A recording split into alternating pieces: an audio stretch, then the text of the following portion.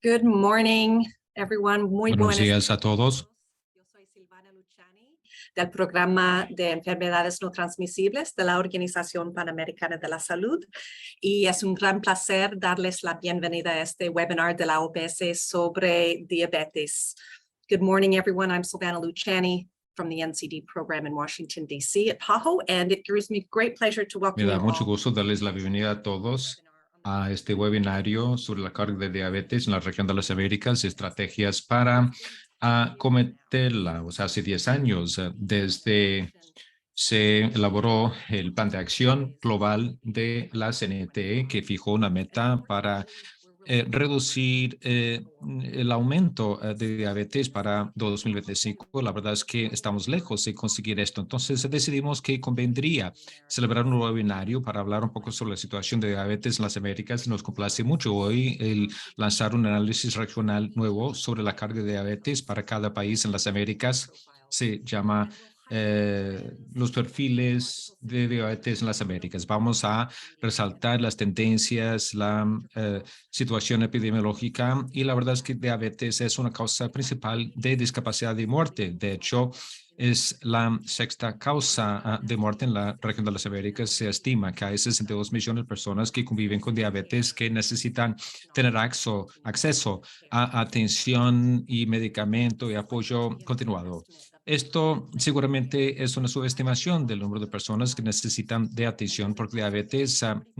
Se subdiagnostica. Se estima que 40% de las personas que tienen diabetes ni siquiera se dan cuenta, no saben que la tienen. Así es que tenemos mucho trabajo que hacer para mejorar el diagnóstico, el tratamiento y la calidad de atención. Al mejorar la capacidad para hacer diagnósticos tempranos, gestión de diabetes y aumentar el acceso y disponibilidad a los medicamentos para diabetes y tecnologías afines. Entonces, la OMS ha lanzado un pacto global para la diabetes que estamos implementando en las Américas para mejorar el diagnóstico, tratamiento, acceso a cuidados en la región de las Américas. Diabetes es impulsada en gran medida por la falta de actividad física y en la región de las Américas, lamentablemente, nosotros somos de entre los pueblos más obesos e inactivos en el mundo. Y diabetes tipo 2 se puede prevenir a menudo a través de un estilo de vida más saludable, la promoción de actividad física, y tenemos mucho más que hacer en sentido de promover políticas, aumentar acceso a comidas saludables, que la gente ingiera más verduras y frutas y también grabar los alimentos azucarados. Entonces reconocemos los esfuerzos que muchos países en la región están haciendo con nuevas políticas y para aumentar acceso a la atención primaria para el diagnóstico y tratamiento de diabetes. Sin embargo, nos hemos quedado cortos, han sido esfuerzos insuficientes hasta la fecha y por eso y no vamos a alcanzar la meta que nos hemos fijado para desacelerar el aumento de personas aquejadas por diabetes. Tenemos que echar un vistazo a nuestras estrategias, cómo aumentar acceso a políticas de vida saludable y aumentar acceso a atención de calidad y dar acceso, aumentar el acceso a insulina, que es un medicamento que le salva la vida a muchas personas y es un medicamento al que muchas personas carecen de acceso. Por eso hemos armado este webinario para escuchar de parte de los expertos en la región sobre cuál es la situación, cuáles son las estrategias de la OPS y OMS para reducir eficazmente la carga de enfermedad de diabetes.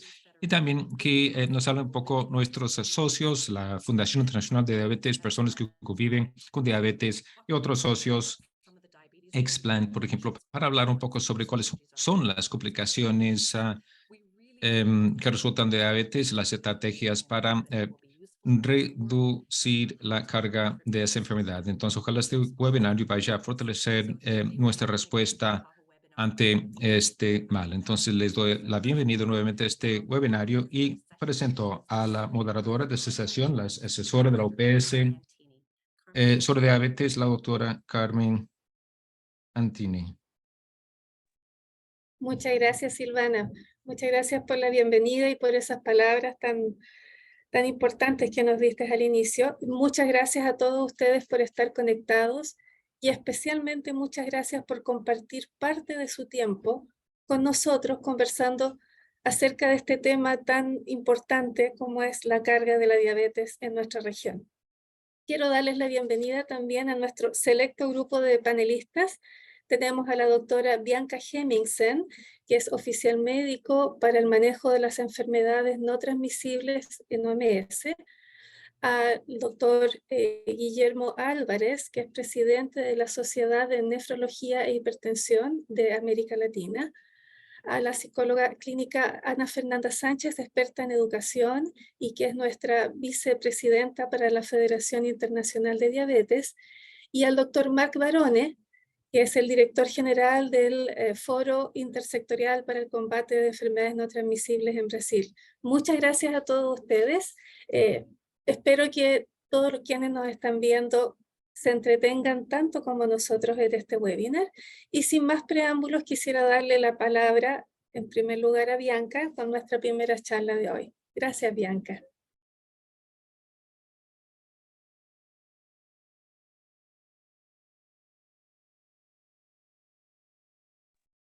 Thanks a lot for this nice introduction. Muchas gracias por haberme presentado. Voy a compartir mi pantalla.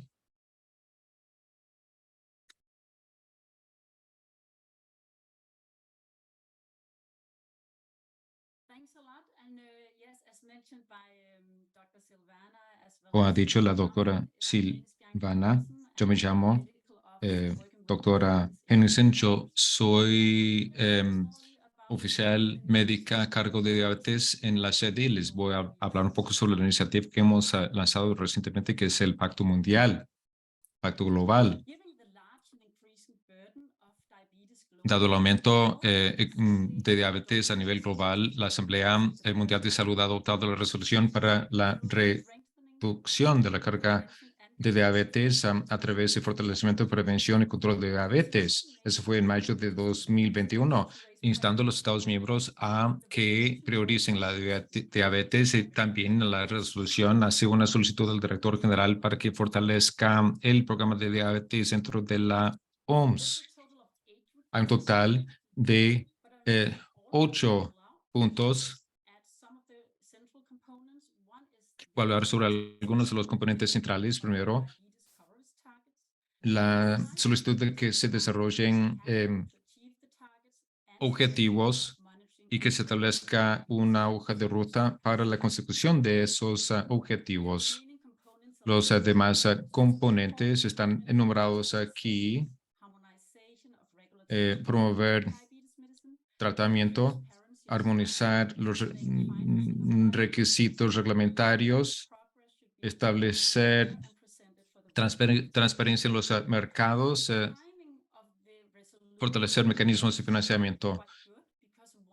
El momento que se lanzó la resolución fue bastante oportuno porque un mes antes la OMS lanzó la iniciativa del Pacto Global de Diabetes, que tiene por objetivo intensificar acciones de colaboración a nivel global contra la diabetes. Esto se hizo conjuntamente con el gobierno de Canadá y gracias a OPS por habernos apoyado en esta iniciativa. Obtuvimos contribuciones de diversos ministros de salud de otros Estados miembros, contribuyendo al énfasis que se está colocando sobre la priorización de diabetes. La visión se ve plasmada aquí. Busca reducir el riesgo de diabetes y asegurarnos de que todas las personas diagnosticadas con diabetes tengan acceso a una gestión de calidad y accesible. Son 6 flujos de trabajo: acceso a los medicamentos esenciales para la diabetes y a tecnologías asociadas o conexas, productos técnicos, promoción de conocimiento sobre esa enfermedad, un apoyo a nivel de país, investigación, innovación, gobernanza y colaboración. Cada flujo de trabajo interactúa con los demás. No son compartimentos estancos. Les puedo dar algunos ejemplos de cada uno de esos flujos de trabajo. El primer flujo de trabajo, acceso a los medicamentos esenciales y tecnologías asociadas. Venimos trabajando con el sector farmacéutico y hemos elaborado 31 solicitudes. Aquí tenemos algunos ejemplos. Por ejemplo, precalificación de insulina.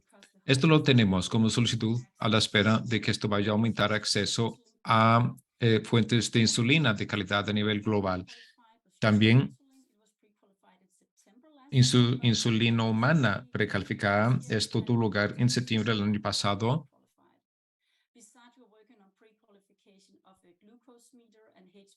Y también lo que es la precalificación de los glucómetros y los dispositivos de prueba HbA1c. Buscamos también apoyar la producción local de esos medicamentos. También buscamos el desarrollo de una herramienta de cuantificación y pronóstico de disponibilidad de medicamentos para la CNT y también que se evalúe e implemente una encuesta. El objetivo de cobertura ha sido el producto más recientemente sacado. Lo que se busca es para 2030 el 80% de las personas con diabetes sean diagnosticadas, 80% de las personas con diabetes diagnosticadas ejerzan buen control de su glicemia, 80% de las personas diagnosticadas con diabetes tengan buen control de su presión sanguínea, 60% de las personas con diabetes que tengan más de 40 años reciban estatinas. Actualmente estamos trabajando en la elaboración de otros productos técnicos para apoyar a los Estados miembros a que alcancen los objetivos. He enumerado 3 columnas aquí. La primera es para o hace a la consecución de los objetivos, principalmente. Solemos recibir una solicitud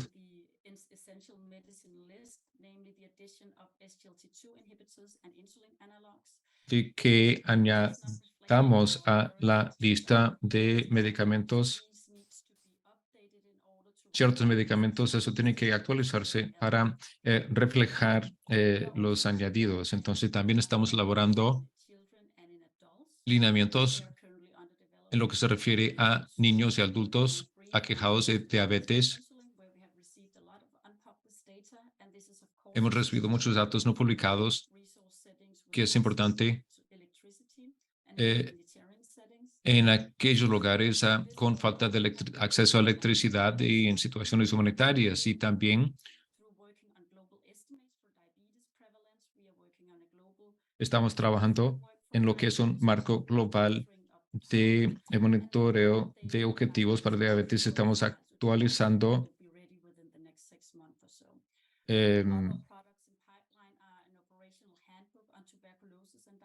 estamos elaborando un manual sobre diabetes, una solicitud que hemos recibido de parte de tantos colegas regionales y representaciones. Son guías sobre hiperglicemia en mujeres embarazadas.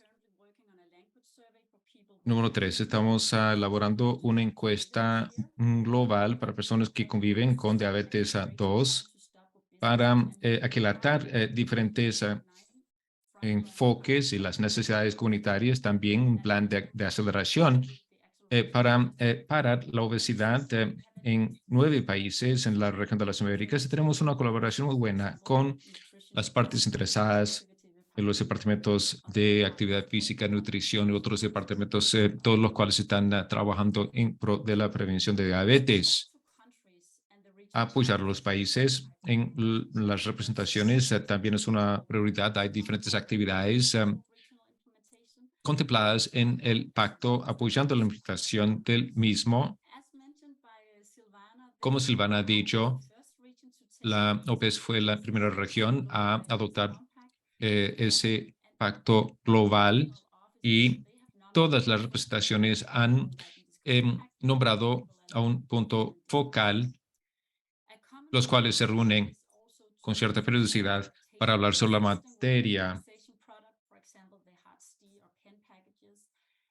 La adaptación de ciertos productos como Hertz D, lineamientos sobre diabetes y también la adaptación de objetivos de cobertura y monitoreo. Otras actividades de apoyo en los países son insumos para el desarrollo y fortalecimiento de programas de control de diabetes a nivel nacional. También brindamos apoyo técnico para regiones nacionales y regionales sobre diabetes y también brindamos apoyo para lo que es la elaboración de solicitudes de donaciones. Aquí tenemos un ejemplo del apoyo que hemos brindado dentro del marco de ese pacto. Llevamos a cabo un programa en Ghana y Uganda. Hemos dado apoyo técnico y logístico. Eso fue en marzo de este año. Muchas partes interesadas estuvieron participando de esa experiencia que fue bastante positiva.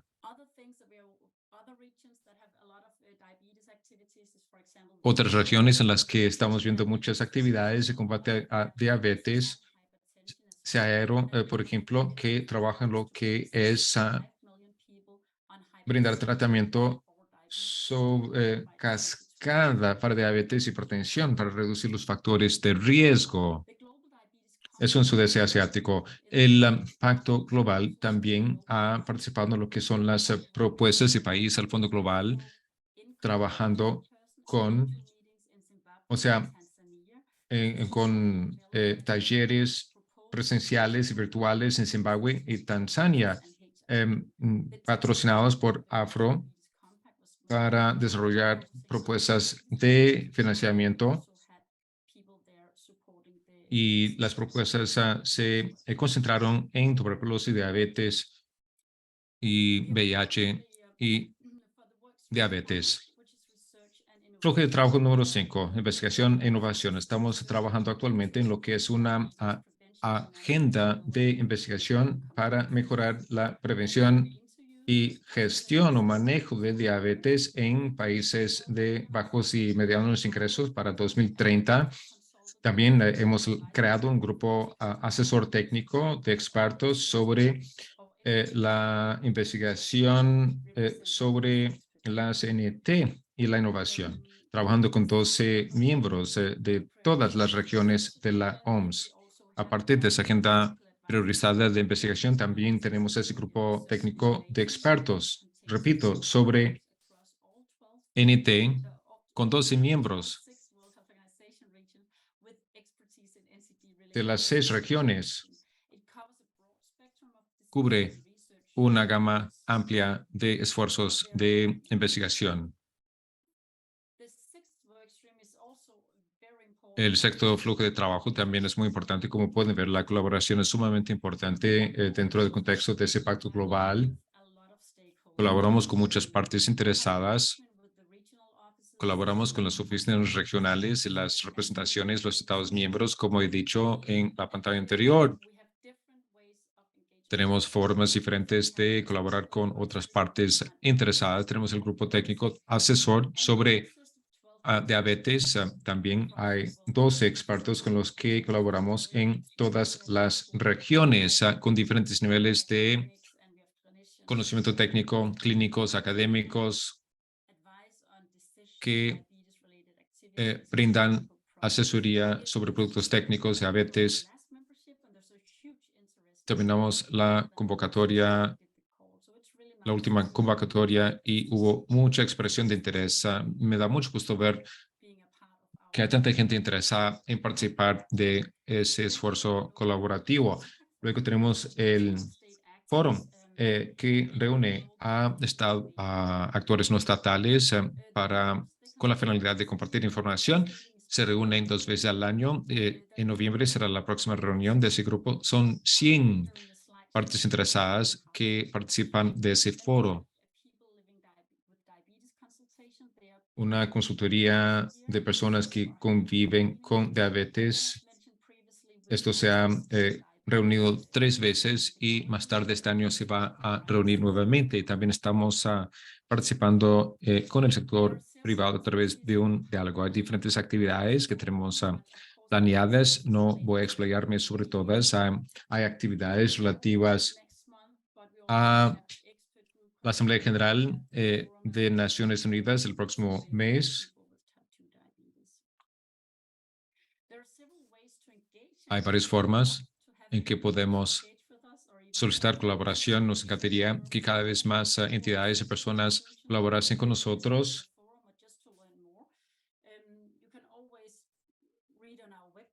Siempre pueden leer en nuestro portal un poco más al respecto. Pueden inscribirse.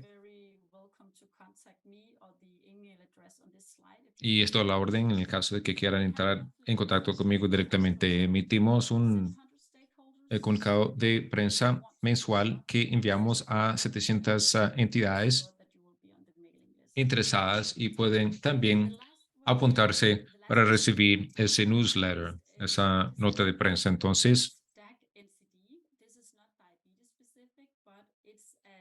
tenemos el Grupo Asesor Técnico Estratégico, el STAG, como se le conoce en inglés, sobre la prevención y control de NTs.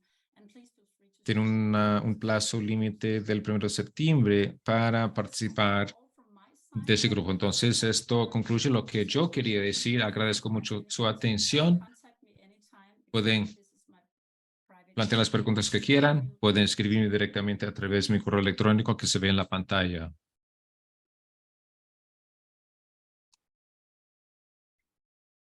Muchas gracias, Bianca. Encuentro que es fantástica la presentación. Muchas gracias por estar con nosotros. Nos diste un panorama excelente de lo que es el Pacto Mundial contra la Diabetes. Hay algo que yo siempre menciono en todos mis talleres y en todos mis seminarios, y es que todos nosotros tenemos algún familiar, algún amigo, algún colega de trabajo con diabetes. Por lo tanto, qué mejor que ampararnos dentro de este pacto que lo que básicamente dice, todos tenemos algo que hacer para controlar la diabetes.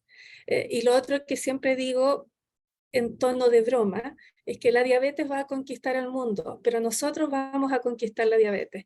Así que 1.000.000 de gracias por presentar eso. Y ahora me toca presentar a mí. Voy a presentarles brevemente entonces a qué nos referimos con carga de diabetes. Siempre la parte cuando hay que presentar es la parte más angustiante para el speaker. Espero que se pueda ver perfecto. Entonces vamos a revisar brevemente lo que es la carga de diabetes en nuestra región, pero no solamente de diabetes, sino que también de enfermedad renal crónica por diabetes, que es una de las complicaciones más frecuentes de la diabetes. Esta diapositiva nos muestra la prevalencia de la diabetes. ¿Y qué es lo que podemos ver en ella? Vemos que en solamente 30 años la prevalencia de diabetes prácticamente se duplicó. Y en 2014 nosotros ya llegamos a tener un 8,3% de prevalencia en ambos sexos, con muy poca diferencia entre hombres y mujeres. Los hombres tienen un poquito más de prevalencia de diabetes, un 8,5%, que las mujeres. Y eso equivale más o menos a unos 62 millones de personas. Sin embargo, si ustedes recuerdan lo que mencionó Silvana en sus palabras de apertura, en la región nosotros tenemos más o menos 40% de subdiagnóstico, es decir, de personas que no saben que tienen diabetes.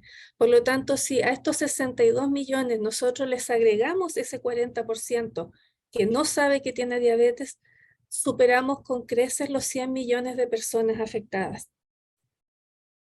¿Qué es lo que sabíamos nosotros hasta ahora sobre diabetes? Y digo sabíamos por las publicaciones que nosotros hicimos el año pasado sobre diabetes. Es que actualmente la diabetes en nuestra región, excluyendo la enfermedad renal crónica relacionada a la diabetes, era la sexta causa principal de muerte, y entre el 2000 y el 2019, que son las últimas estimaciones oficiales de mortalidad de la OMS, aumentó la discapacidad. Por ejemplo, los años de vida vividos con discapacidad aumentaron un 44%, y los años de vida ajustados por discapacidad, o los DALYs, como se conocen en inglés, aumentaron un 88%, pero en el caso de los hombres, este aumento llegó al 97%, es decir, se duplicó. Y este dato yo lo encuentro francamente dramático, también lo suelo decir en mis seminarios y en mis talleres, y es que cada año en nuestra región perdemos más de 8 millones de años de vida debido a muertes prematuras por la diabetes. Aquí incluyo la enfermedad renal crónica, pero 8 millones de años de vida perdidos es una enormidad por una enfermedad que puede ser prevenible y que puede ser controlable. Tal como dijo Bianca, tenemos este gran pacto mundial contra la diabetes y nosotros iniciamos el proceso de implementación cuando se lanzó el pacto mundial en base a 5 áreas principales, que era evaluar el estado de la diabetes en la región, la búsqueda y la participación de partes interesadas, brindar apoyo técnico a los países, generar, desarrollar campañas de comunicación y de concienciación a las personas y, por supuesto, fomentar la movilización de recursos para que diabetes tenga un presupuesto asegurado y podamos avanzar en ello. En el día de hoy nos vamos a concentrar entonces en el pilar número 1, que es evaluar. El año pasado nosotros ya publicamos nuestro primer reporte del estado de la diabetes en la región, el panorama de la diabetes, y también un documento con indicadores de progreso de la diabetes por países. Pero este año quisimos avanzar un poco más allá y llegamos entonces a lo que son los perfiles de carga de enfermedad por diabetes y por enfermedad renal crónica. Pasemos a revisarlos brevemente. Esta es una nota técnica en la cual no voy a entrar en detalle porque ustedes lo van a encontrar en cada uno de los perfiles, pero básicamente lo que yo les quiero comentar es que analizamos la tendencia dentro de estos 20 años, del 2000 al 2019, de la mortalidad, de los años de vida vividos con discapacidad, de los años perdidos prematuramente y de los años de vida ajustados por discapacidad, y calculamos el cambio porcentual anual promedio, es decir, cuánto cambia, aumenta o disminuye en promedio cada año el indicador en el país. Entonces, si nosotros miramos ahora en la región, este es el panorama de la carga de diabetes en la región, nosotros tenemos en distintos colores la tasa de mortalidad estandarizada por edad, la tasa de años de vida perdidos prematuramente, la tasa de años vividos con discapacidad y en rojo los años ajustados por discapacidad, los DALYs. ¿Con qué nos encontramos? Nos encontramos con que aparentemente la mortalidad no ha variado, pero acá se produce un fenómeno muy interesante. Si ustedes se fijan, en 2008 aproximadamente se produce un cambio, se cambian las tendencias entre los años de vida perdidos prematuramente por diabetes y los años vividos con discapacidad debida a la diabetes. Es decir, las personas no están muriendo tan jóvenes por diabetes, pero lo que están viviendo extra, lo están viviendo con una discapacidad cada vez mayor. Esta lámina es en hombres. Entonces acá vamos viendo este cambio porcentual promedio y nos encontramos con que la mortalidad, que aparentemente no cambiaba tanto a través de los años, tiene un aumento promedio anual de un 1,2%. Por lo tanto, si nosotros multiplicamos, hacemos un cálculo matemático muy rápido y multiplicamos este 1,2% por los 20 años de la tendencia, nos damos cuenta que en realidad la mortalidad por diabetes en hombres ha aumentado entre un 20 y un 25% aproximadamente. Lo mismo ocurre con los años perdidos prematuramente, y acá esto es mucho más notorio. La discapacidad por diabetes ha aumentado a un ritmo en los hombres, a un ritmo de un 2,1% promedio anual, y los DALY finalmente a un ritmo de un 1,2%. Si vemos ahora las mujeres, parece más o menos la misma tendencia que los hombres, sin embargo en ellas este cambio en la tendencia entre los años vividos con discapacidad y los años perdidos prematuramente se produce un poco más temprano que en los hombres. Si recuerdan, en los hombres se producía alrededor del 2008, pero nosotros vemos que en las mujeres es aproximadamente un año antes. ¿Y cómo está la tendencia? La tendencia en la mortalidad ha tenido una muy ligera disminución en las mujeres, pero la discapacidad ha aumentado mucho, un 1,8% promedio anual. Cuando uno mira la región por completo parece que no fuera tan terrible, pero cuando uno va a analizar las subregiones se da cuenta de la gran disparidad que hay en los niveles de carga entre las subregiones de América.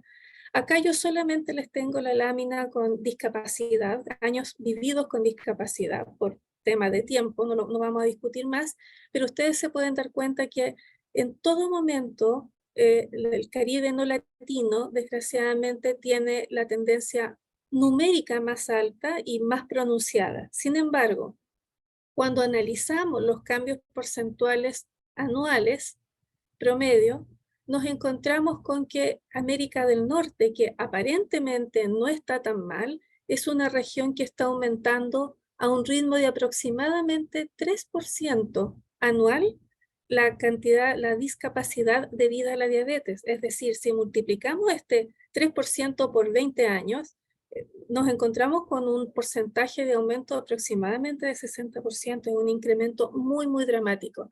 Lo mismo ocurre con las mujeres. Sin embargo, acá las mujeres tienen un nivel de discapacidad por diabetes mucho más cercano a las dos subregiones que están más arriba. Y al igual que lo que ocurría en los hombres, la región de América del Norte también aumenta un ritmo de un 2,8%, un ritmo bastante acelerado.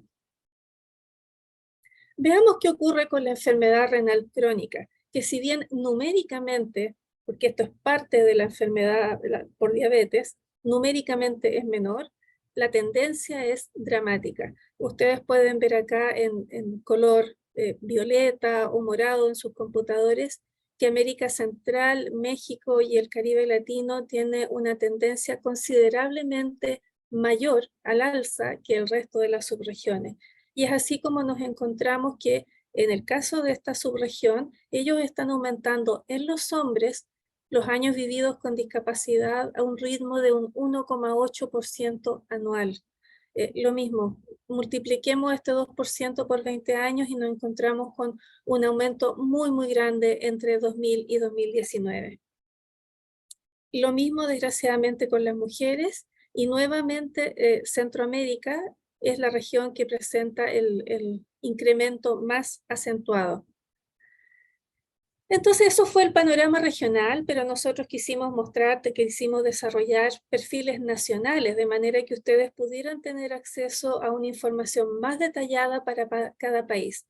Yo no lo mencioné, olvidé mencionarlo hace un minuto, pero cuando uno hace el análisis de tendencia para todos los países, creo que hay un resultado que a mí me pareció dramático, y es que de los 33 países analizados, para los cuales nosotros tenemos datos desde OMS para poder calcular la tendencia, los 33 países, todos, aumentaron su indicador, su tasa de años vividos con discapacidad por diabetes, todos. Y de los 33, 31 aumentaron la discapacidad por enfermedad renal crónica debida a diabetes. Quiero también recordarles que cuando yo me refiero a carga de diabetes, estoy dejando fuera la enfermedad renal crónica por diabetes, porque lo que yo quiero es ver cuál es el impacto exacto en la enfermedad renal, en su principal complicación. Por lo tanto, esta discapacidad por diabetes, me estoy refiriendo a personas que perdieron la visión, quedaron ciegas, que las amputaron, que tienen neuropatía diabética, etc. Y además a eso hay que agregarle la enfermedad renal crónica. Por lo tanto, podemos ver que si bien la mortalidad parece que no fuera nuestro principal tema en estos momentos, el nivel de discapacidad que está generando la diabetes sí lo es. Entonces veamos cómo pueden ustedes acceder a estos perfiles de carga de diabetes y de enfermedad renal crónica. Ustedes van al enlace de diabetes de OPS y van a ver al inicio, inmediatamente hay una pestaña donde están los perfiles, el enlace, ustedes pinchan ahí y los va a dirigir a esta página donde están todos los perfiles. Por supuesto que por tema de espacio y de tiempo yo solamente puse los 6 primeros, pero aquí ustedes van a encontrar detalladamente individualizado cada país. Entonces ustedes pueden, si vamos a usar el ejemplo de Antigua y Barbuda, que es el primer país, ustedes hacen clic en ese país y pueden descargar el perfil de Antigua y Barbuda. ¿Y qué se van a encontrar con esto? Se van a encontrar, la primera parte es en azul, es la carga debida a diabetes. En verde van a encontrar la carga debida a enfermedad renal crónica por diabetes. Y en la tercera página, un breve apartado sobre notas técnicas de cómo se hicieron los análisis y las referencias que se utilizan y si es que quieren profundizar en algún tema. Entonces ya tenemos los perfiles, ya sabemos que tenemos un problema, pero ¿por qué tenemos ese problema y cómo podemos enfrentarlo? Bueno, nosotros hemos hablado muchas veces de las brechas que tenemos en la atención de salud en relación a diabetes. Ya hemos hablado del 40% de subdiagnóstico. También lo mencionó Silvana y también lo mencionó Bianca, el acceso insuficiente a medicamentos y a tecnologías básicas que permiten el control de la diabetes. Pero eso hay que agregar además un entrenamiento insuficiente en los equipos de salud, en los profesionales que están a cargo de cuidar a las personas con diabetes. Y por supuesto que el número de complicaciones y el gasto sanitario a través de los años se ha incrementado de forma considerable. Este es un resumen de respuestas de los países a la encuesta de capacidad de país que se contesta cada 2 años. Y aquí yo les destaqué con flechas en rojo aspectos que me parecen ya realmente llamativos. Primero, que menos de la mitad de los países tienen metas nacionales para controlar la diabetes. Solamente el 54% de los países, es decir, 19 de 35, dispone de hemoglobina glicosilada para controlar, para monitorear la diabetes en las personas afectadas, y solo 37% tiene encuestas poblacionales que midan diabetes, que sean con medición. Y acá la última, que esto es, en parte nos empezamos a dibujar el por qué es tan difícil controlar la diabetes, y es porque solo 20% de nuestros países tienen planes específicos para la diabetes. Sin embargo, la diabetes es una enfermedad que es prevenible, es controlable, pero para eso nosotros requerimos fortalecer ciertas áreas. Necesitamos fortalecer la prevención, el tamizaje, la capacidad diagnóstica, el monitoreo y la capacidad de derivación y la educación en diabetes. Y la diabetes, como nosotros sabemos, se asocia desgraciadamente a un conjunto de otras enfermedades. Es a su vez un factor de riesgo para otras, especialmente las cardiovasculares. Y de ahí viene entonces la necesidad de implementar estrategias integradas de control, de manejo de la diabetes. Y acá están las principales que necesitamos considerar, por supuesto que la obesidad y la inactividad física, que son sus principales factores de riesgo, pero también la hipertensión arterial y la dislipidemia, y además el tabaquismo. Y es así como llegamos a nuestro módulo D o HARS-D, que es nuestro protocolo para manejar, para diagnosticar y manejar la diabetes tipo 2 en atención primaria. Pero este documento no es el único. Nosotros además tenemos las guías para atención de manejo de la diabetes en segunda y tercera línea, es decir, cuando ya me falló la metformina, ¿con qué medicamentos puedo seguir? Todo aquí en estos documentos está detallada toda la evidencia disponible por la cual se escogieron los medicamentos que se escogieron para incorporarlos dentro del módulo D. Pero hay un tercer documento que yo encuentro que es muy útil, y es el informe de selección de medicinas esenciales que tiene la OMS. Cada 2 años, la OMS hace una revisión de su listado de medicamentos esenciales y publica un informe. Y dentro de este informe está detallado el por qué se incorporaron determinados medicamentos y bajo qué condiciones se sugiere utilizarlos. Creo que estos 3 documentos se complementan muy bien. Este último es un informe bastante amplio, tiene casi 1000 páginas, pero diabetes son poquitas, así que al que le interese puede revisarlas ahí. Y básicamente, esto muy rápido, HARS-D lo que involucra es un protocolo de tratamiento integral, por lo tanto abarcamos distintas áreas, son 8 áreas diferentes, desde el tamizaje, la evaluación de riesgo, hasta los sistemas de monitoreo y evaluación de la enfermedad. Acá yo les puse el protocolo, hay un protocolo muy detallado de cómo se va haciendo, cómo se sugiere hacer el incremento en la terapia y además cada cuánto tiempo yo debería ir controlando a mi paciente. Pero eso no es lo único. Nosotros desde OPS y OMS contamos con muchos más documentos y muchos más protocolos que pueden servir, que pueden ayudar a controlar mejor la diabetes. Este es uno de los últimos, que es las recomendaciones para actividad física en personas con diabetes. Pero también tenemos la insulina, tenemos cómo clasificar la diabetes, tenemos el paquete, el WHO-Package, WHO-Pen, que es muy interesante también. Por lo tanto, tenemos mucho material disponible.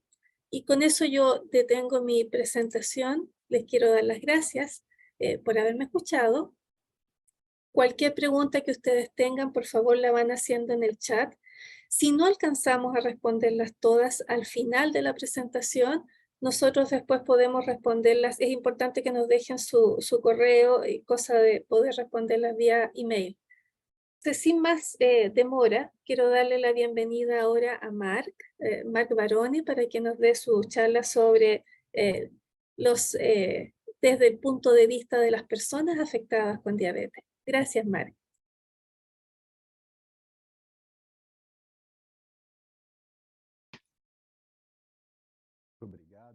Muchas gracias, Carmen, por la oportunidad y por la presentación tan rica de usted y de Bianca. Agradezco la oportunidad de estar aquí hoy para hacer contribuciones a este importante evento, y felicito a la OPS por este evento, que es de involucramiento de distintos sectores y países de las Américas para que se pueda volver a pensar en el Pacto Mundial contra la Diabetes y así avanzar en forma conjunta para alcanzar la meta correspondiente en las Américas de aquí a 2030. En mi presentación es un panorama sobre la diabetes en las Américas y también sobre la nefropatía crónica, como ya se presentó. Acá hay unos datos del Atlas de la FID. Es un mapa de 2020, el número de casos de diabetes en las Américas, y acá se indica que en América del Sur y en América Central se prevé un aumento del 50% en los próximos años en cuanto a diabetes y nefropatía. Y actualmente hay un número muy elevado de personas que ya viven con diabetes en las Américas. 83 millones de personas. ¿Qué significa? No queda muy claro hablar en números. Significa que toda la población de Argentina más toda la población de Canadá, ese es el número equivalente de personas que viven con diabetes en las Américas. Y buena parte de esas personas no logran un manejo adecuado. Esto es mucho más preocupante, como dijo Bianca, es que muchas de esas personas, y hay algunos datos que dicen que un cuarto o un tercio o aún más de esa población ni siquiera ha recibido un diagnóstico, porque se trata de personas que serán encontradas cuando ya desarrollaron en una complicación. Entonces no se pudo prevenir la complicación. Hay que buscar un sistema de salud que muchas veces esas personas se acercan al sistema de salud cuando ya sufren un problema, inconveniente de salud, con una complicación ya instalada, y ya estas personas tienen diabetes. Así que hay un déficit de atención en cuanto a los gastos e inversiones en salud en nuestra región. Aquí hay un dato que llama mucha la atención. Todas las regiones de las Américas, América del Sur, Central, del Norte y Caribe, son regiones que proporcionalmente más invierten de su PIB en salud en comparación de las otras regiones de la OMS, y se esperan mejores resultados de salud en la región. Pero acá vemos un cuadro más específico que también proviene del Atlas de la FID, y se encuentran también entonces por países cuánto gasta o invierte cada uno de estos países por persona con diabetes por año en estos países. Estas son cifras que tienen significado. No se puede decir que haya poca inversión en las personas con diabetes. De todas maneras, se sabe que esto no se traduce directamente en resultados óptimos. Entonces, esto complementa un poco la situación presentada con Carmen. Es que muchos países no tienen una base para la atención de las personas con diabetes. Hay muchas personas con diabetes para las cuales no se puede hacer una gestión adecuada. Esto es lo que presentamos sobre América del Sur y Central, identificando que más de 80% de las personas con diabetes, más de 80% de los países no tienen medicamentos orales gratuitos. Más de un tercio de los países de la región no tienen insulina distribuida gratuitamente y más de un tercio tampoco tienen exámenes de laboratorio gratuitos. Entonces el acompañamiento es difícil y ¿cómo va alguien saber que tiene enfermedad renal crónica si no tiene acceso a un buen examen de laboratorio? Esto es preocupante y cerca de la mitad de los países no distribuyen gratuitamente insumos. Se trata de elementos fundamentales como jeringas, tiras y otras aplicaciones. Ahora, en cuanto a enfermedad renal crónica, acá está el ejemplo de Brasil con personas de diabetes tipo 1 con 13 años de edad o más. Esta es una buena instantánea que permite ver cómo la enfermedad renal crónica está presente en la diabetes. Estas personas con diabetes tipo 1, ahí se puede prever que cuando llegan a los 10 o 20 años de edad en el diagnóstico ya hay más personas que presentan enfermedad renal crónica y con más de 20 años de diagnóstico de diabetes es casi el doble de las personas que presentan enfermedad renal crónica en comparación con las que no presentan esa enfermedad renal crónica. Lo interesante es que en diálogo con distintas personas y distintas instituciones, yo vi que muchos no quieren hablar o hablan muy poco sobre enfermedad renal crónica antes de que se les descubriera la enfermedad y quisieran que eso se hubiera explorado antes. Así que de acá cabe destacar que entonces es bueno hablar de estas enfermedades antes de que se desarrollen las enfermedades o las complicaciones, para que las personas afectadas tengan idea de dónde buscar asistencia o recursos en caso de que se desarrolle esa condición. Acá el número de personas que viven con enfermedad renal crónica en las Américas. Recuerden que al principio presenté una lámina que decía que 83 millones de personas viven con diabetes y acá 106 millones de personas viven con enfermedad renal crónica en las Américas. Esta es la suma de la población equivalente de toda la población de Colombia, Canadá y Ecuador. Así que es un contingente enorme de personas con enfermedad renal crónica en las Américas. Acá hay un desafío en este cuadro que proviene del atlas que yo consulté en el caso de la Sociedad Internacional de Nefrología.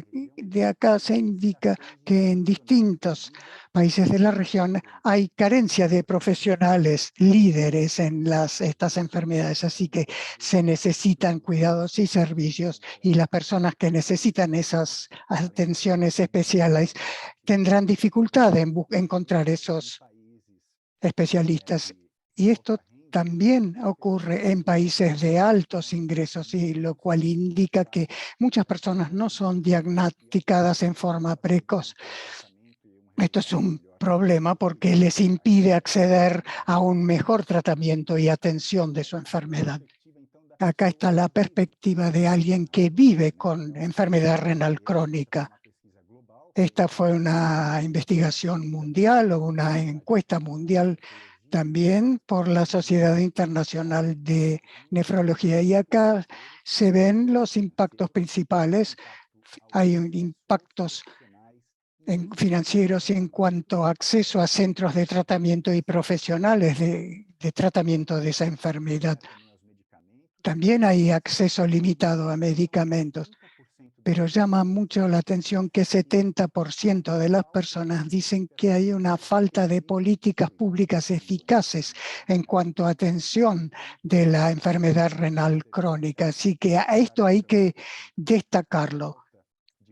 Me llamó la atención también de la falta de planes para atención de las personas con diabetes. Hay falta de planes y políticas de atención para las personas con enfermedad renal crónica. Y acá está la respuesta de cómo mejorarían estos obstáculos. La reducción de costos es algo muy evidente y también los profesionales de atención de salud y centros de cuidados, el acceso a esos tratamientos es otro aspecto fundamental. Y como consecuencia de las dificultades de conseguir un buen manejo de la diabetes, dificultad de obtener datos en cuanto a estas complicaciones de enfermedad renal crónica. Como consecuencia, y Carmen también presentó datos importantes, están los años perdidos debido a la diabetes tipo 1. Estos datos históricos son muy importantes y acá se indica una reducción de la expectativa de vida de las personas que viven con diabetes tipo 1 debido a estas dificultades y limitación de sus propios cuidados. Acá vemos una lista de países de América del Sur donde se muestra el promedio de la reducción de expectativa de vida en comparación con otras personas en esos países, que se sumaría más de 44 años. Imaginen una persona que vea su vida reducida en tantos años. Eso es muy sobrecogedor. Por último, es necesario urgentemente mejorar la prevención y el acceso a atención de calidad de la diabetes si queremos alcanzar las metas del Pacto Mundial de la Diabetes e ir incluso más allá en cuanto a la calidad de vida de la población. Y acá dejo como recomendación de material que desarrollamos el año pasado sobre el acceso a la atención de salud en la población. Eso es un derecho primordial. No es algo que no sea un derecho, es un derecho fundamental. Muchas gracias a todo el mundo. Un gran placer poder exponer ante ustedes. Muchas gracias, Mark. Realmente encuentro fantástica tu presentación. Muchísimas gracias por la claridad con la que expusiste los contenidos. Al menos a mí me encantó y estoy segura que a nuestra audiencia también le gustó mucho. Me están diciendo por interno que hay una pregunta que se ha repetido en varias ocasiones y es ¿por qué está aumentando tanto la enfermedad renal en el Caribe latino y en el Caribe no latino? Quiero aclarar algo, estos perfiles de enfermedad es solamente enfermedad renal crónica debida a diabetes. Por lo tanto, si está aumentando tanto este tipo de enfermedad renal, es porque precisamente estamos llegando tarde al diagnóstico, estamos haciendo un mal control metabólico de nuestros pacientes y estamos haciendo un diagnóstico tardío, una prevención insuficiente y un manejo insuficiente también de las complicaciones, entre ellas la enfermedad renal. Y a eso se debe el aumento. Solamente enfermedad renal crónica por diabetes, porque lo que queríamos era precisamente mostrar el impacto de la diabetes en otras esferas más allá solamente de la palabra diabetes. Luego de esa aclaración, le doy la bienvenida ahora al doctor Guillermo Álvarez. Él es el presidente de la Sociedad Latinoamericana de Nefrología e Hipertensión. Así que bienvenido, doctor Álvarez. Un gusto tenerlo acá. Muchas gracias. Muy amable, Carmen. en nombre de la Sociedad Latinoamericana de Nefrología, quiero agradecer a los organizadores por la invitación y a la vez felicitarlos porque está con un gran impacto este webinar. Así que nos lo estamos gozando y nos lo estamos disfrutando. Así que el tema que a mí me han permitido compartir es el de interrelación entre diabetes, hipertensión y enfermedad renal. Es un tema para el cual no tengo conflicto de interés y me voy a permitir mostrarlo, exponerlo, utilizando la herramienta del iceberg de la enfermedad renal crónica. Normalmente, cuando uno ve un iceberg, lo que tiende a visualizar es la cabeza, es la punta, pero no nos imaginamos qué tan profundo, qué tan grande, qué tan enorme es el iceberg. Y eso mismo pasa con la enfermedad renal crónica. Lo que estamos viendo es diálisis y trasplante, y eso es simplemente la cabeza. La gran población que está afectada de enfermedad renal crónica son aquellos que entran producto de los factores de riesgo de la enfermedad. Y los factores de riesgo más importantes para desarrollar enfermedad renal crónica, uno es la diabetes, que es el motivo por el cual estamos aquí, donde más de 600 millones de personas habitan o conviven con esta patología. Y el segundo es la hipertensión, donde más de 1.390 millones de personas padecen de hipertensión y están bajo riesgo para desarrollar enfermedad renal crónica. Es que el riñón es un gran vaso. Imagínense en su puño, está ahí que esté contenido 1 millón de vasitos capilares, que son los motorcitos del riñón para limpiar la sangre, para producir la orina.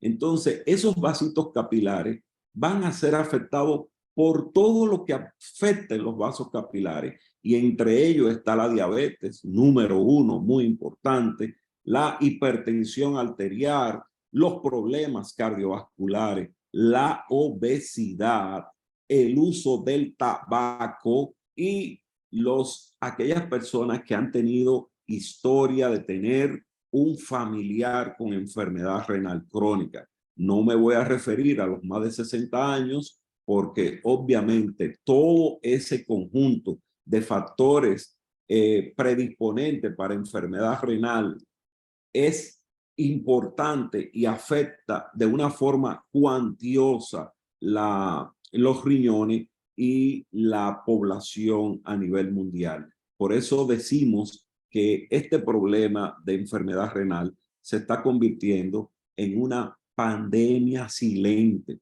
Fíjense, en Estados Unidos, 1 de 7 adultos puede padecer la enfermedad renal crónica.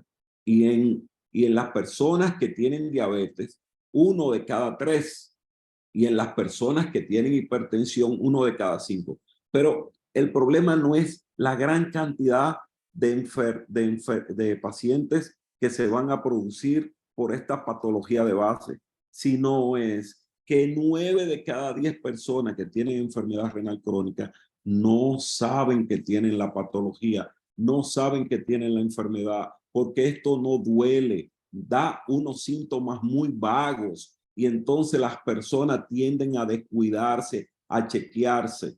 El paciente diabético, prácticamente entre el 25 y el 30% de ellos no sabe que tiene enfermedad renal. Entonces, en ese sentido, cabe hacer campañas de detección temprana. Y para eso es muy simple. Necesitamos un examen de orina para determinar la albúmina en la orina y necesitamos una prueba de función renal que es la creatinina. A través de la creatinina, que es uno de los desechos que se elimina por el riñón, a través de la creatinina podemos establecer la tasa de filtración glomerular que es la función renal. Y con la tasa de la filtración glomerular podemos clasificar la enfermedad renal crónica en 5 estadios, donde el estadio 5 es el que presenta la más alta disminución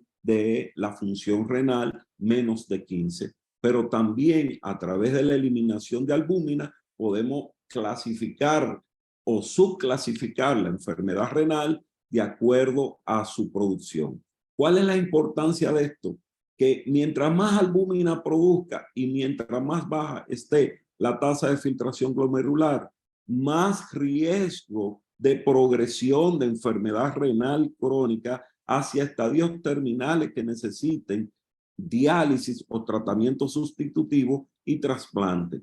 Y no solamente eso, también más riesgo de enfermedad cardiovascular. Miren, cuando se hacen estudios poblacionales que se pueden tamizar los diferentes estadios de la enfermedad renal. Fíjense que en Estados Unidos se puede clasificar el estadio 1 hasta el estadio 3 con un valor cuantioso, con un valor importante. Pero hay una disminución importante de la prevalencia para el estadio 4. Y eso no solamente en Estados Unidos, también lo pueden ver a nivel mundial, donde los primeros 3 etapas tienen una población cuantiosa, pero la etapa 4 hay una disminución importante de la prevalencia. Y en la etapa 5, que es los pacientes, que ahí van a estar los pacientes con diálisis, trasplante, entonces se ve una bajada sustantiva. ¿Qué es lo que pasa? ¿Por qué esa disminución en el estadio 4 y 5? Es que los pacientes con enfermedad renal tienen una mayor probabilidad de desarrollar enfermedad cardiovascular y muerte cardiovascular, y eso está en el orden del 33%. Entonces, muchos pacientes con enfermedad renal están sometidos a los embates de los eventos cardiovasculares, y eso diezma sustantivamente a los pacientes con enfermedad renal. Hay que ver que en la medida que baja la tasa de filtración, no importa que sean pacientes jóvenes o pacientes adultos, sino en la medida que baja la tasa de filtración, se va a producir mayor riesgo de mortalidad por eventos cardiovasculares. Y no solamente el tema lo tienen la disminución de la tasa de filtración, sino la patología en sí. Fíjense en un artículo publicado en el Journal de la Asociación Americana de Nefrología, donde los pacientes, las poblaciones que no tenían diabetes y que no tenían enfermedad renal, tienen un riesgo bajo de mortalidad por eventos cardiovasculares. Pero cuando son diabéticos, entonces los riesgos de presentar un evento cardiovascular fatal se duplican los riesgos. Y si son portadores de la enfermedad renal crónica, se triplican los riesgos. Más sin embargo, cuando son portadores de las dos patologías, los riesgos de eventos cardiovasculares son exponenciales. Suben a 6 veces más el riesgo que la población adulta, y por eso es que necesitamos hacer diagnóstico temprano que nos permitan una intervención, ya sea a través de dieta o de un sinnúmero de moléculas, de medicamentos que están saliendo a la luz, que están saliendo para mejorar un mejor pronóstico para nuestras poblaciones. Si tenemos un diagnóstico temprano, fíjense que tenemos la oportunidad de prolongar de una forma importante y cuantiosa la llegada a diálisis. Ahora bien, cuando el diagnóstico es tardío, que tomamos el paciente con una disminución de la tasa de filtración glomerular, por ejemplo, este caso a mano izquierda, donde la tasa es de 30 mililitros por minuto, las posibilidades de maniobrar para poder prolongar la llegada a diálisis se nos hace un poco más difícil. ¿Ves? Al hacerse más difícil, los pacientes llegan a enfermedad renal crónica, llegan a estadio terminal y con la necesidad de diálisis. Fíjense que aquí en la cúspide del iceberg están los pacientes con diálisis y trasplante. Y no son poquitos. De acuerdo al registro latinoamericano de diálisis y trasplante de la Sociedad Latinoamericana de Nefrología, ha habido un aumento progresivo al cabo de los años de los pacientes que están en diálisis y trasplante, del orden de los 875 pacientes por millón de habitantes, y que muestra un crecimiento de más de un 627%.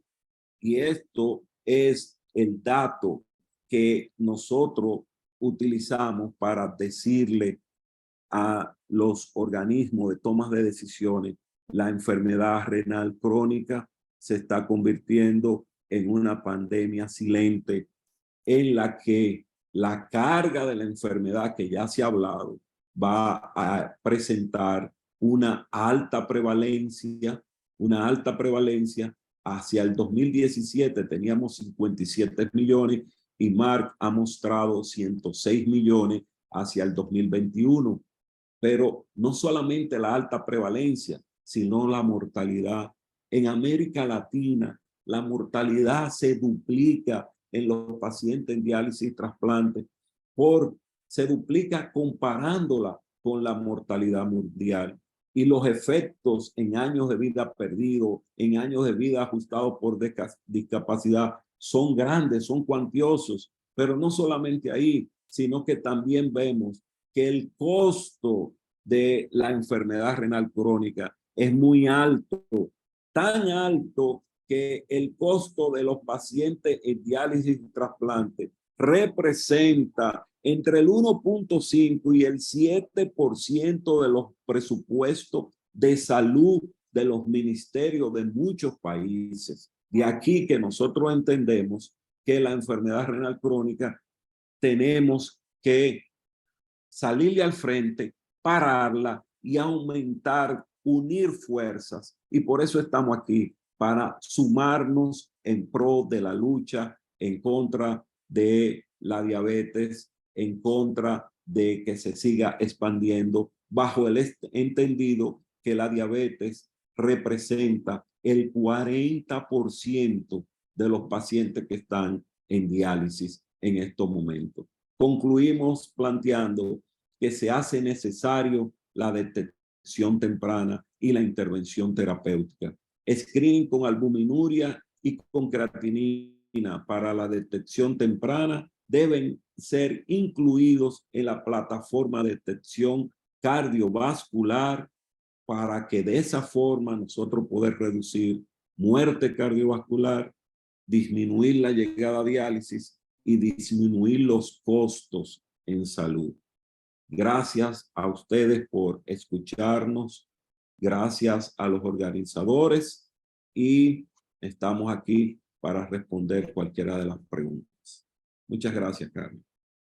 Muchas gracias a ti, Guillermo. Creo que la presentación fue excelente, generó un nivel de atención muy, muy grande. Y es además muy clara la interrelación, la forma como explicaste la interrelación entre diabetes, hipertensión y enfermedad renal. Muchas gracias por estar acá. Y también me están diciendo, estoy muy emocionada porque tenemos personas conectadas prácticamente de toda la región y más allá de la región también. Tenemos gente conectada de México, de Chile, de Jamaica, Perú, Paraguay, Ecuador, Colombia, Venezuela, Panamá, Cuba, Salvador, Saint Kitts and Nevis, Brasil, Uruguay, Guatemala, República Dominicana, Bolivia. Desde Estados Unidos nos están viendo desde Miami y también desde New Jersey, Trinidad y Tobago, Argentina, Nigeria, Honduras, Nicaragua, Panamá, Washington, etcétera, de un montón de partes. Así que creo que estamos logrando nuestra meta, que es transmitir un mensaje y poder llegar a donde debemos llegar para generar conciencia.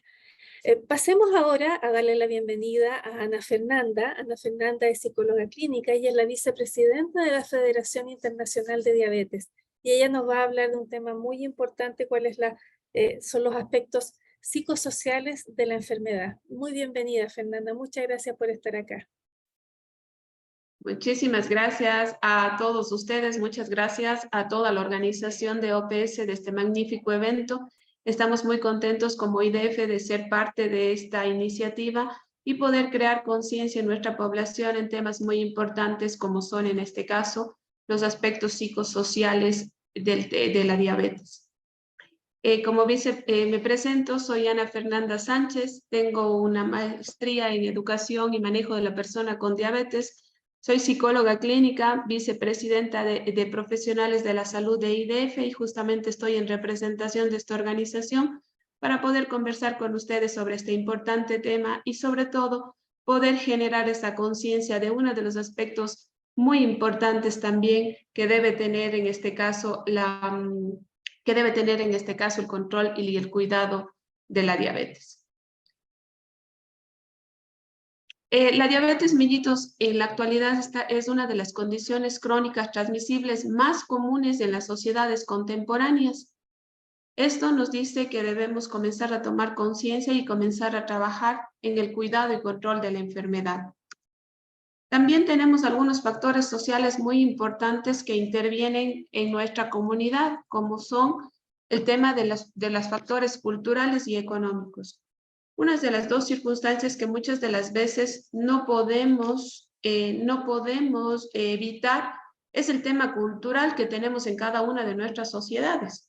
Debemos, antes de llegar a una consulta, el profesional, sobre todo el médico, debe analizar la parte cultural del entorno en el que el paciente se desenvuelve, ya que de esto regirá muchos otros factores que debemos ir modificando y que el paciente en este caso deberá ir haciendo un hábito en su diario vivir. Y por supuesto la situación económica de la persona, porque a veces sugerimos o recomendamos uno u otros aspectos dentro del tratamiento y pues la economía de la persona no le permite, lo que puede causar una frustración dentro de su entorno y obviamente a la persona. También tenemos, como ya habíamos hablado un poquito, el tema del costo económico que representa la diabetes, tanto para los gobiernos como para las familias. Una vez que se diagnostica a una persona con diabetes, dependiendo el tipo, pues los costos comienzan a superarse y pues la familia necesita tener un presupuesto extra para poder cubrir, en este caso, esta patología. Otros determinantes sociales que debemos tener muy en cuenta y considerarlos son también el tema de la ocupación que tiene la persona, a qué se dedica, qué tiempo dedica a su trabajo, qué tipo de trabajo tiene. Este trabajo le genera inactividad física, de pronto es un trabajo sedentario o de pronto es un trabajo donde que realiza mucha actividad. También la accesibilidad que tiene la persona ante los servicios de salud. Muchas de las veces no tienen un acceso, no es fácil el acceso, los tiempos son muy prolongados en conseguir una consulta o inclusive en conseguir la medicación. También debemos hablar sobre las creencias que tenemos de la enfermedad. Y aquí me voy a detener un minuto para hablarles de los famosos mitos que creo que en varios países del mundo, y no se diga en Latinoamérica, los tenemos, y es el tema de hablar de la enfermedad o de la diabetes como siempre en negativo, ¿sí? No hablamos como una condición que mejora la calidad de vida de las personas, que permite estar socialmente activos, que les permite salir adelante, sino solo hablamos de las cosas negativas, que si usa insulina vamos a generar algún tipo de problema o que ya está en condiciones al límites de la enfermedad, que por eso le dieron insulina o que por ejemplo, va a perder la visión. son cosas que de pronto se han generado en el arder cultural de las sociedades y que lamentablemente han ido ganando espacio en nuestra sociedad, por lo que han hecho que las creencias negativas frente a esta condición vayan ganando espacio y vayan causándonos inconvenientes dentro del tratamiento y la adherencia al mismo. El género, la funcionalidad familiar, todos estos son factores sociales determinantes en el cuidado y control de la diabetes. También es importante hablar de los factores psicológicos. Cuando una persona recibe un diagnóstico de una condición crónica, como es en este caso la diabetes, entra en un proceso emocional que dentro de la psicología lo llamamos el proceso del duelo. Dentro de este proceso tenemos varios estadios que las personas tienen que ir cumpliendo y que muchas de las veces no se logra llegar al final, que sería en este caso la aceptación. Las personas comienzan a negociar, a negar, tienen signos de frustración, de depresión frente a esta realidad, porque es una pérdida, ¿sí? A veces nosotros consideramos que una pérdida es solo la fatalidad de la mortalidad, pero en el caso de la pérdida parcial de algo nuestro, como en este caso es la salud, el paciente entra en este proceso y debemos también estar muy pendientes de cómo debemos apoyarle a la persona y saber sobre todo reconocer en qué estadio estaría. También el tema de la intensidad del tratamiento o los cambios que muchas de las veces generamos los profesionales dentro de las personas con diabetes juegan un rol muy importante. A veces el profesional impone varias condiciones al paciente que piensan que van a ser cambiadas de un momento al otro. Les decimos, no puede comer, tiene que hacer ejercicio, tiene que dejar de hacer esto, ahora va a hacer esto. Damos mucha información, damos mucha carga de cosas a la persona y esta intensidad pues también complica la salud mental de las personas porque muchas de las veces no saben ni cómo ni por dónde comenzar, mucho peor cómo continuar haciendo esto o hacerlo de la mejor manera, lo que genera una cierta ansiedad en las personas. Con esta misma situación podemos generar lo que llamamos una característica de quemazón. Las personas llegan a cansarse, ¿no es cierto? Se llega a tener inclusive una desidia, un enojo, un rechazo al tema del tratamiento. ¿Por qué? Porque tenemos tanto que hacer, nos han impuesto nuevas cosas, que nos es difícil adaptarnos, que nos es difícil, que es muy difícil convertirlas en un hábito dentro de nuestra vida, y esto se comienza a cambiar todo el entorno, ¿no es cierto? Lo que teníamos al inicio como un cuidado totalmente estable, que íbamos haciendo, que ya dejamos de comer uno u otro alimento, que ya comenzamos a hacer actividad física, va siendo tan persistente porque no lo hago desde mi parte consciente, sino como que lo hago presionado, que nos llega a generar un enojo y por lo tanto este enojo es en muchas de las veces algo que ayuda a la descompensación de la condición, es decir, a alejarse o abandonar el tratamiento con mucha facilidad. Y también tenemos el imaginario social que lamentablemente está muy enraizado en nuestro medio, y es que la diabetes, por lo general, en mayor incidencia, la diabetes tipo 2 causa discapacidad, invalidez, limitaciones físicas, y pues esto genera repercusiones psicológicas bastante fuertes. Recordemos, y muchas de las personas que nos están escuchando, de la diabetes siempre se habla lo negativo. De la diabetes solo se comentan las malas experiencias dentro de los entornos familiares, sociales, médicos, hospitalarios inclusive. Siempre las personas que llegan a estos espacios llegan ya con algún tipo de complicación, lo que genera ese impacto en el profesional y a su vez ese impacto es trasladado a la persona, siendo uno de los errores más grandes que cometemos los profesionales, porque queremos que si una persona se adapte de manera correcta al tratamiento, debería ser desde el punto de vista positivo, desde las alternativas que debemos darles para cómo lograr una adherencia, para cómo adherirse al tratamiento, para cómo hacer que esta vida con esta nueva condición sea la óptima. Es por eso que siempre que yo me refiero y cuando hablo de diabetes, trato de hablar en positivo, porque creo que las cosas buenas son más que las negativas y que si creamos esa conciencia en nuestros pacientes, vamos a lograr que eviten el deterioro de su salud, en este caso física y mental, y obviamente vayan pues haciendo que las complicaciones en el caso de lleguen lo más tarde posible. Aquí debemos hablar ya de las patologías psicológicas más comunes de las personas con diabetes, y una de ellas justamente es la depresión. Toda esta carga que hemos hablado, todo este entorno, toda esta información que tenemos a nuestro alrededor, hace que muchas de las veces las personas no seamos capaces de aceptar nuestra condición y comencemos a caer en otra complicación que también puede ser crónica, como es la depresión, ¿no es cierto? Que nos comienza a dificultar inclusive la adherencia al tratamiento, porque comenzamos, en el caso de que ya tengamos un diagnóstico de diabetes, comenzamos a descuidarnos, a perder el interés por el control y el cuidado, y pues podamos ir deteriorando nuestra salud con este énfasis mental.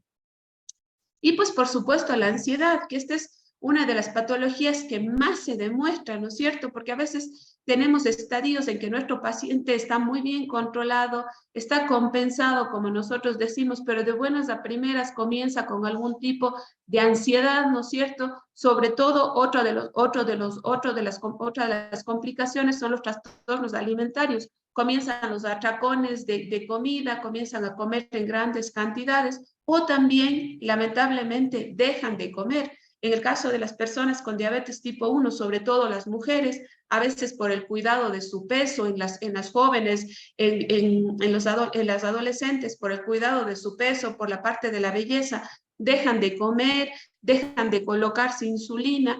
Entonces, estas situaciones comienzan a generar estas patologías ya complejas que se convierten en una complicación derivada de la diabetes, pero no una complicación física solamente, sino una complicación desde el punto de vista de la salud mental. Por suerte hay buenas noticias y hemos logrado y se ha logrado el interés científico y académico para tener los aspectos para trabajar sobre los aspectos psicosociales y de la calidad de vida de las personas con enfermedades crónicas. Cada vez hablamos de que debemos mejorar, de cómo vamos a ayudarles, de qué estrategias debemos tomar, y eso realmente es bueno porque se ha puesto especial énfasis en el tema de las personas con diabetes.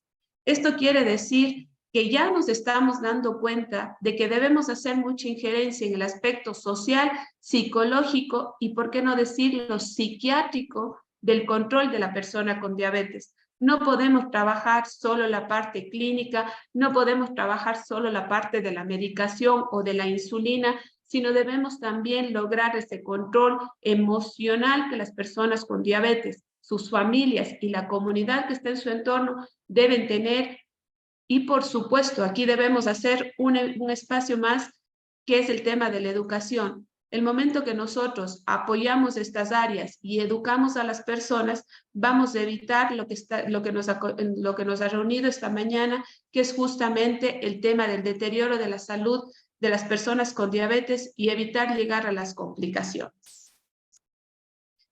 Recuerden ustedes que una persona tiene diabetes, no es diabética. Trabajamos una campaña por varios años, estamos ya creo que 4 o 5 años trabajando desde IDF SACA, desde IDF Global, esta campaña de concientización.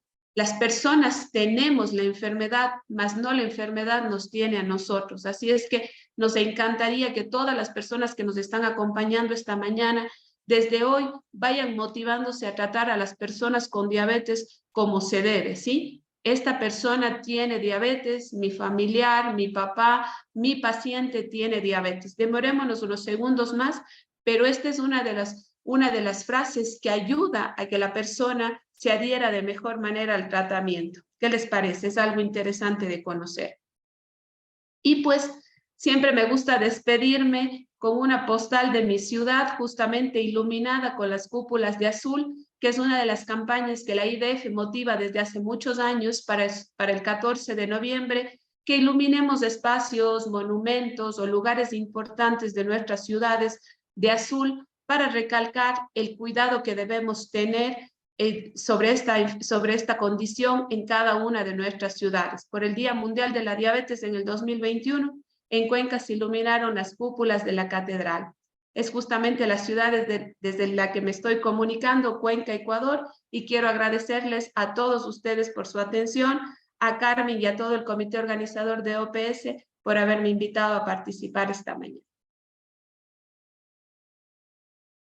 Muchas gracias, Ana Fernanda. Yo creo que tu charla es un cierre de lujo para este webinar porque es parte de todos los que tenemos que considerar en el enfrentamiento de las personas con diabetes. Agradezco enormemente tu presentación. Y se nos fue el tiempo, pero quiero englobar algunas respuestas a las preguntas más frecuentes que han salido, que me han transmitido. Hay muchas preguntas que van hacia aspectos clínicos o hacia manejo de la diabetes. Por ejemplo, los niveles de glicemia que se consideran normales o cada cuánto controlar algunos indicadores. Toda esa información ustedes la pueden encontrar en detalle en este documento HEARTS-D, el módulo D que yo les mencioné, que les mostré en mi presentación. Está todo eso muy detallado y este módulo D o este documento HEARTS-D lo tenemos traducido al castellano, al inglés y al portugués. Lo pueden descargar fácilmente. Todos los documentos que yo les puse, tanto el listado de medicamentos esenciales, todas las fotos que yo les mostré de los documentos están todas publicadas en la página de OPS y también en la de OMS. ¿Cómo pueden acceder a ello? Muy fácilmente. Lo que yo suelo hacer, que es lo más sencillo, en Google ustedes pueden poner diabetes OPS, los va a llevar a nuestro sitio de diabetes. Si ustedes bajan la página, hay una parte que dice documentos. Si ustedes abren ese enlace de documentos, van a encontrar todo el material disponible para diabetes, para enfermedades no transmisibles, incluyendo hipertensión también o cáncer, etc. Y lo mismo, el mismo ejercicio pueden hacer con la página de OMS. Ustedes pueden poner en Google diabetes OMS o diabetes WHO y van a lo mismo, abren la página, van a documentos y van a encontrar todos los documentos disponibles. Creo que es la forma más sencilla de acceder a todos ellos. Creo que la sesión de hoy, por lo menos a mí, me deja muy contenta. Espero que ustedes también. Ha sido una mañana con mucho contenido. Esperamos poder realizar más seminarios de este tipo en el futuro. Creo que como cierre nos quedamos con un mensaje importante, o tres mensajes importantes. Tenemos un problema, un gran problema en la región, que es que está aumentando la diabetes, pero más que aumentar solamente la diabetes, está aumentando la discapacidad relacionada a diabetes. Esto podríamos decir que ya sabíamos este primer problema, pero tenemos la solución. Sabemos cuál es el motivo por el cual tenemos este problema, y el motivo es que tenemos diagnóstico tardío, mal control metabólico, prevención insuficiente de complicaciones, etc. Y ahora también sabemos que tenemos cómo enfrentar este desafío y cómo dar una respuesta adecuada a través de todas estas estrategias que se han mencionado en este webinar, y creo que la parte de salud mental con la cual cerró Ana Fernanda es fundamental. Me queda solamente agradecer a todos aquellos que estuvieron involucrados en el día de hoy, tanto a quienes nos escucharon, nos permitieron estar dentro de sus computadores por un par de horas, como también quiero dar las gracias a nuestro grupo de intérpretes, a nuestras asistentes que sin ellas no podríamos haber hecho este webinar en ningún caso, a Sonia Ortiz, a María Migliora, que es la encargada de comunicaciones, a todos aquellos que han estado y por supuesto en especial a los panelistas. Quiero realmente agradecer el que hayan estado acá, el que hayan aceptado embarcarse en esta aventura de webinar de carga de diabetes, y espero que nos veamos en una próxima oportunidad. Ya no nos quedan más minutos, así que muy agradecida, me despido de ustedes y que tengan un excelente día y un excelente fin de semana. Gracias.